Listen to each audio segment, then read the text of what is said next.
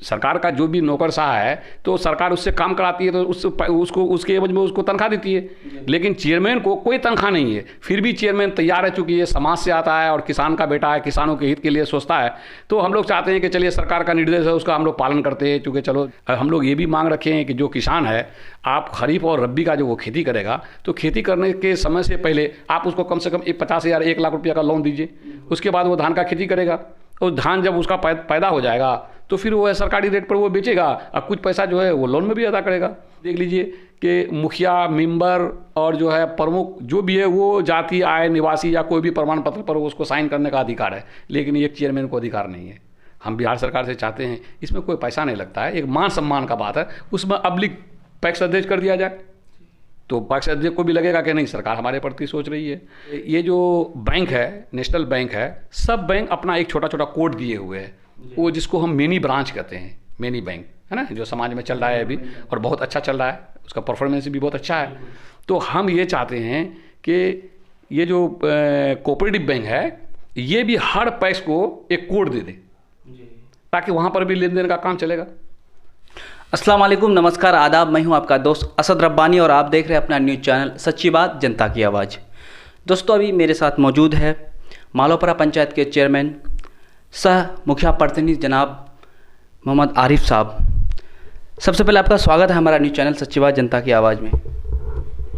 बहुत बहुत शुक्रिया।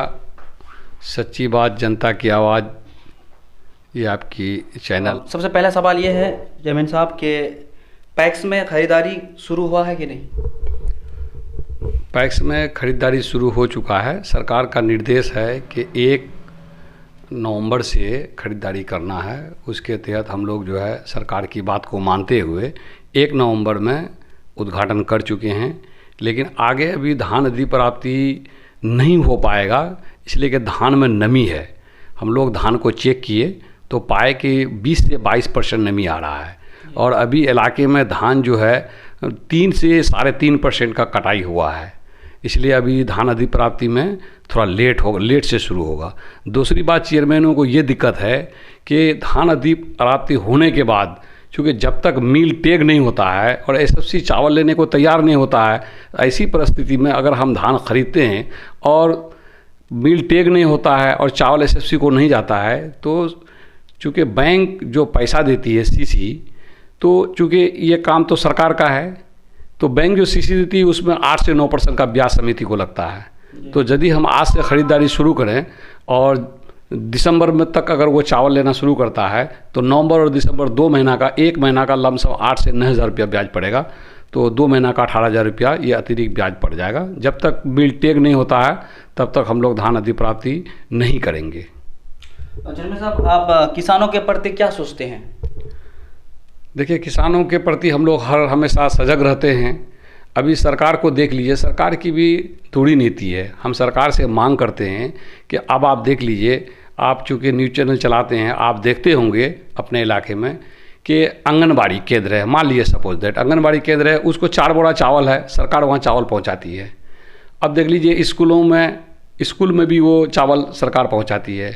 तो हमारा कहना है, हम लोग जितने भी चेयरमैन हैं, हम लोगों का 18 सूत्री मांग है बिहार सरकार से। हम लोग आगे भी लिख करके दिए हैं, जिला चेयरमैन को भी लिख करके दिए हैं, एमडी को भी लिख करके दिए हैं कि मान लीजिए कि सरकार जो है 4 बोरा 5 बोरा चावल वो स्कूल में पहुंचाता है, तो जो खाद का लाइसेंस हम लोगों को उपलब्ध है, हम लोग रिन्यूअल करने के लिए दिए। आज 2 महीना से वहाँ पड़ा हुआ है, धूल छाँक रहा है पूर्णिया में। और हम लोगों का कहना है कि खाद भी जितना भी सरकार देती है, ये पैक्स के माध्यम से वितरण हो, ये पैक्स में वो पहुंचाए और हम लोग उसको बेचने के लिए तत्पर हैं। लेकिन सरकार अभी तक हम लोगों को आश्वासन दे रहा है कि खाद आपके, यूरिया आपके पैक्स तक पहुंचेगा, लेकिन अभी तक पहुंचाने का कोई रास्ता नहीं है।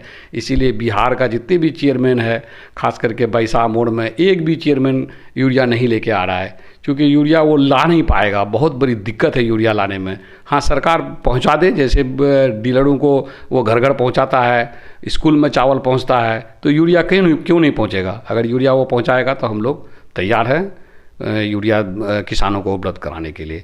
दूसरी बात हम लोगों का ये है कि उस 18 मांग में कि हम जो ये जो बिहार सरकार धान अधिप्राप्ति कराती है, ये सरकार धान अधिप्राप्ति करा रही है, ना कि पैक्स धान अधिप्राप्ति करा। पैक्स उसको सहयोग कर रहा है। तो सरकार जब धान अधिप्राप्ति कराती है तो ये सरकार का काम है। तो सरकार को चाहिए कि ब्याज मुक्त जो है सीसी बने। अब देख लीजिए कि 8 से 9% जो है ये ब्याज पर पैसा देता है। काम हम सरकार का कर रहे हैं फ्री ऑफ कॉस्ट में। किसी भी चेयरमैन को एक पैसा का मानदेय नहीं है।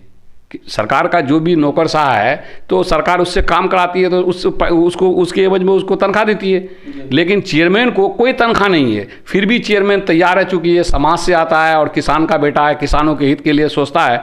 तो हम लोग चाहते हैं कि चलिए सरकार का निर्देश है उसका हम लोग पालन करते हैं, चूँकि चलो किसानों के बीच से हम आए हैं, किसान का दर्द को हम समझते हैं। तो हम कहते हैं कि भाई सरकार जब ये काम करा रही है, धान अधिप्राप्ति सरकार कराती है, तो पैसा ब्याज रहित हो तब ना समिति कुछ आगे करेगा।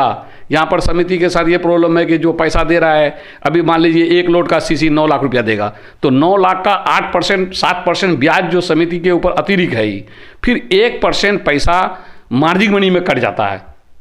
तो हम लोगों का बिहार सरकार से, एमडी से, जिला सहकारिता अध्यक्ष से हम लोग पिछले बार 18 मांग को दिए थे। उसमें एक मांग ये भी है कि जो वो हम लोगों का पैसा कटता है वो पैसा हम लोगों को वापस चाहिए। और अभी हम लोगों का कहना है कि central bank, state bank KCC loan देती है। आप 30 से 35 साल तक सिर्फ पैसा वसूलने का काम कर रहा है कोऑपरेटिव बैंक।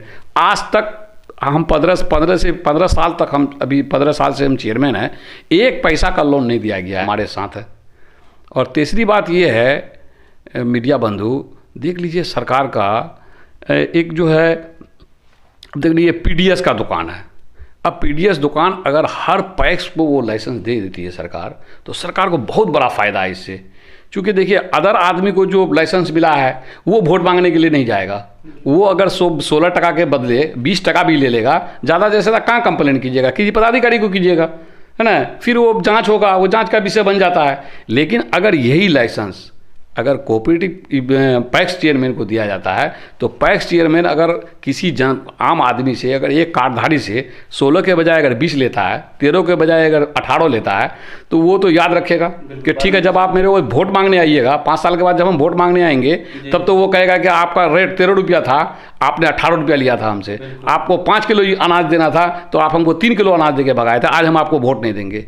तो क्या होगा कि इससे जो है ना काम में पारदर्शिता आएगा। सरकार से हम लोग बराबर मांग कर रहे हैं कि आप जितने भी चेयरमैन हैं, आप सबको पीडीएस का लाइसेंस दीजिए और खाद मुहैया कराइए पैक्स में, ताकि किसी प्रकार की दिक्कत हो। अभी देख लीजिए सरकार की एक हम सरकार से मांग करते हैं आपके माध्यम से, आपके चैनल के माध्यम से, कि सरकार मान लीजिए एक पंचायत है, एक पंचायत भवन को बनाने के लिए लमसम करोड़ रुपया खर्च करती है। वो एक पंचायत भवन, सरकार पंचायत भवन जो अभी मॉडल वाला तैयार हो रहा है, 80-90 लाख रुपया से कम उसका एस्टीमेट नहीं होगा। वहीं पर बिहार सरकार अभी देख लीजिए पैक्स को एक पैसा दिया है भवन बनाने के लिए, गोडाउन बनाने के लिए, जहाँ पर हम धान रखते हैं, 10,70,000 रुपया का या 11 लाख रुपया का, और सरकार हमसे, बैंक हमसे पैसा मांग रही है वापस में। वहाँ 1 करोड़ रुपया का वो घर बना के दे रहा है फ्री ऑफ कॉस्ट में, वहाँ सरकार पैसा नहीं ले रही है। यहाँ किसानों का घर, पैक्स जो है, पैक्स गोदाम जो बनेगा वो किसानों का घर है, किसान का धान रहेगा वहाँ पर, और वो घर अगर हमको बनाने के लिए पैसा दिया है, तो अब उल्टे में क्या करेंगे, आप उस पैसे को जमा कीजिए। 10,70,000 रुपया आपको दिए हैं तो आप उसको ब्याज मत दीजिए, लेकिन असल का असल जमा दीजिए। अभी 25,000, 15,000, 20,000, 25,000 रुपया का इंस्टॉलमेंट मान दिया है पैक्स को। तो ये इस तरीके से पैक्स आगे नहीं बढ़ेगा। सरकार को चाहिए कि वो गोडाउन जो है किसानों का घर है और उसको छोड़ देना चाहिए। ये हमारा मांग है।